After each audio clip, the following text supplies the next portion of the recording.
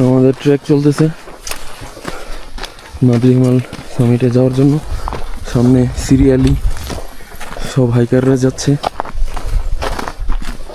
জানি না অন্ধকারের ভিতরে কতটুকু দেখা যাচ্ছে, হেডল্যাম্পের আলোতে যতটুকু আসি আর কি ভিডিওতে, কিন্তু আবহাওয়াটা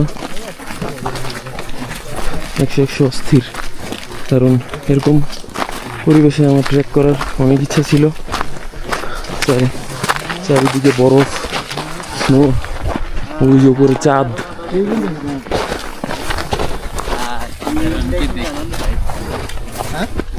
আর এদিকে খাদ। এই যে একটু কাই তুলেই শেষ একদম।